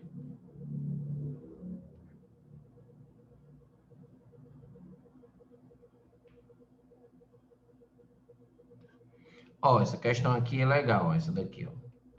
Questão 24, certo? Questão 24. Ó, capacitor C1 é 1, capacitância C2 é 1 também, 1 microfarad e 1 microfarad. E o C3 é 3 microfarad. Aí ele pergunta o seguinte, ó, essa associação desses três caras estão submetidos a 120. Então, 120 é a DDP da associação toda. Calcule o módulo da diferença de potencial entre os pontos B e C. Então, ele quer a DDP desse cara aqui, ó. Certo? Ele quer a DDP desse carinha aqui, ó. Tá? Então, primeiro, ó, esse 1 e esse 1, eles estão em quê? Esse 1 e esse 1, eles estão em série, ó. Quer dizer, elas estão em paralelo, mas que a gente soma, né? Para ficar em série. Então, vai ficar assim, ó. A gente soma esses paralelos. 1 em 1 vai dar 2, ó. 2 microfarad. E tem esse cara de 3 microfarad. E aqui tá B, ó. Então, agora a gente tem uma associação em quê? Uma associação em série. Daqui para cá é 120. Agora eu tenho um 2 e 3. Não é porque ficou 2 que eu somei. Esse cara está em paralelo. Capacitância equivalente em paralelo é a soma. Tá. Esses dois caras estão em série. A gente pode fazer. Você tem duas formas de resolver agora, de descobrir a DDP desse cara aqui. Uma das formas é pela carga. Então, ó, se a gente for fazer pela carga, lá do outro lado agora, ó, se eu for fazer pela carga, eu vou fazer assim, primeiro, eu vou achar a capacitância equivalente. Então, esses dois caras, eles não estão em série. Então, vai ser o produto, que é 2 vezes 3, sobre a soma, que é 2 mais 3. Então, o produto, que é 2 vezes 3, sobre a soma. 2 vezes 3 dá 6, 2 mais 3 dá 5.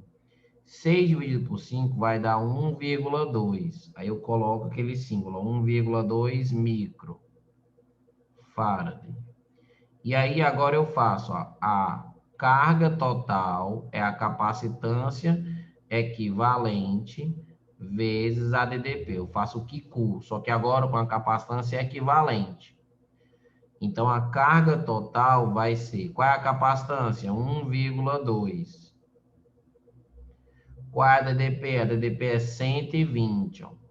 Então, a carga, ela vai ser 1,2 vezes 120. Nem vou multiplicar isso aqui, certo? Não é o que ele quer, a carga. Então, não adianta multiplicar. Só que a carga que vai para cá, ó, a carga que está aqui nesse cara, é a mesma carga daqui, ó. E é a mesma carga da associação. Então, como eu já sei que a carga nesse capacitor C3, ó, é essa carga, eu vou descobrir agora a DDP dele fazendo de novo, que é igual a C vezes U.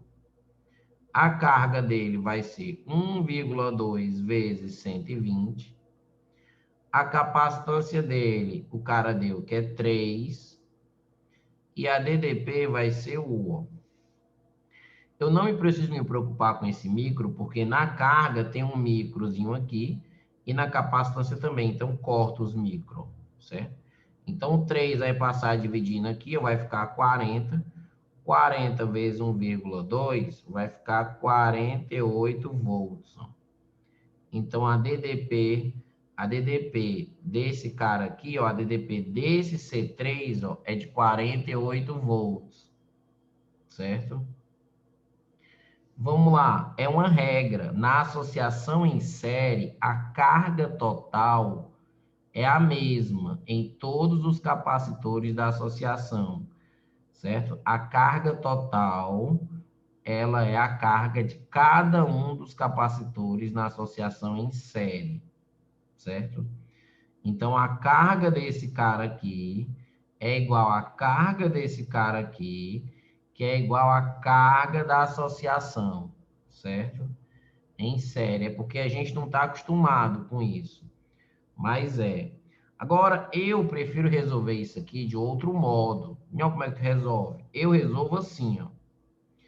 Então, como a carga é a mesma, e a fórmula é Q é igual a C vezes U, eu tenho que, como a carga desse cara e a carga desse é igual, então o C e o U vão ser inversamente proporcionais.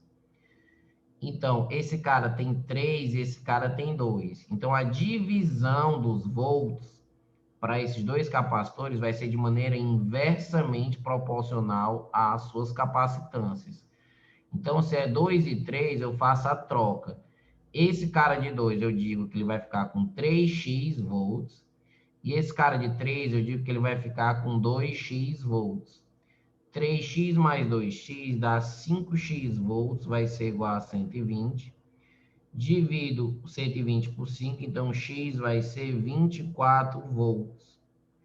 Então, se esse cara ficou com 2x, 2 vezes 24 vai ser 48 volts. E aqui, 3 vezes 24 vai ficar 72 volts. Ou seja, eu consigo achar a voltagem de cada capacitor sem precisar achar a carga elétrica. Sem precisar achar a carga elétrica para depois substituir, certo? Basta você perceber que a carga armazenada é inversamente proporcional às capacitâncias. Então, se é 2 e 3, eu fiz a troca, 3x para cá de volt e 2x para cá de volt.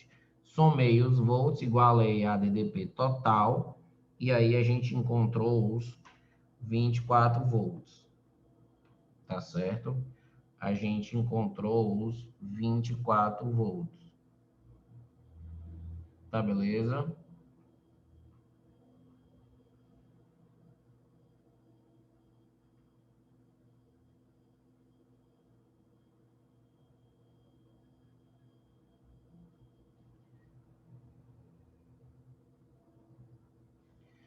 Então, vamos ver aqui, ó. Vamos ver aqui. Então, eu fiz essa aqui para vocês, beleza? Deixa eu ver aqui outra interessante, certo? Porque uma das falhas é poucos exercícios que vocês fazem, né? Uma das falhas é esses poucos exercícios que vocês fazem, tá? Ó, vou fazer aqui essa 27, ó, certo? Eu vou fazer aqui, ó.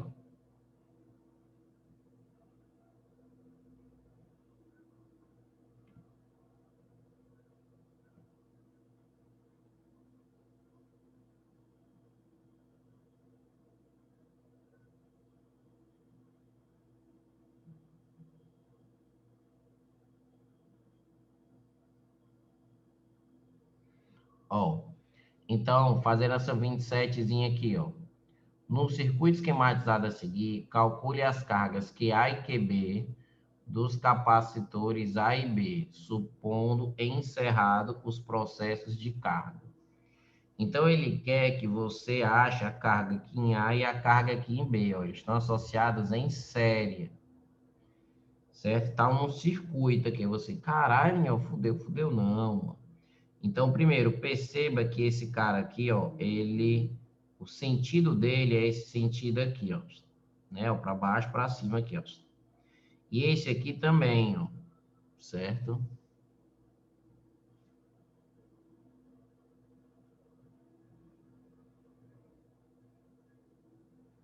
Aí, o que é que acontece? Acontece o seguinte, ó, esse não vai passar corrente aqui pelo meio, ó. Ele já encerrou o processo de carregamento, não vai passar mais corrente. Então, só vai ter um sentido da corrente, que vai ser esse, ó. E a gente percebe que esses dois elementos eles estão no mesmo sentido. Então, são dois geradores. São dois geradores em série. Não é que é um gerador e um receptor, não. São dois geradores porque eles estão no mesmo sentido. Então, eu vou fazer E vai ser igual a resistência equivalente vezes o I. Esse E aqui vai ser a soma desses dois, ó, que estão no mesmo sentido. 9 com 12 vai ser 21. 9 com 12 vai ser 21. A resistência equivalente vai ser ó, 1 daqui com 2 daqui, vai ser 3. Ó. E a corrente aí, passo 3 dividindo, então o I vai ser 21 por 3, dá 7. Para que a gente fez isso? Para a gente achar a corrente. Então, a corrente é de 7 amperes. Então, a gente vai sair desse ponto e vai chegar a esse ponto para saber qual é a DDP entre esses dois pontos, ó. Certo? Então, ó, a corrente está vindo assim para baixo, ó. Então, eu coloco aqui, ó, mais e menos, ó. Então, Se eu sair desse ponto aqui, ó, se eu sair desse ponto e fizer, ó, mais 2 vezes 7, ó, então vai ser mais 2, que é a resistência, vezes a corrente, que é 7. Aí vem, ó, o primeiro sinal é menos, menos 12, aí vai chegar aqui já nesse ponto, ó. Então, ó, 2 vezes 7 é 14. 14 menos 12 vai ser 2 volts. Então, a DDP daqui para cá é de 2 volts. Presta atenção, como esses dois caras estão em série, os 2 volts, então a mesma capacitância vai ser 1 volt para cá e vai ser 1 volt para cá, certo? E aí, para saber a carga do capacitor, você vai fazer o Q vai ser igual a C vezes U, ó, o Q. Então, a carga deles vai ser a capacitância deles, que é 5 micro, e a DDP deles, que é 1. Então, 5 micro vezes 1 vai ficar 5 microcoulomb. Então, a carga de cada um é 5 microcoulomb, certo? Tanto desse cara como desse cara aqui. Tá, beleza? Então, tem muita questão boa para vocês fazerem, certo? Tem muita questão boa.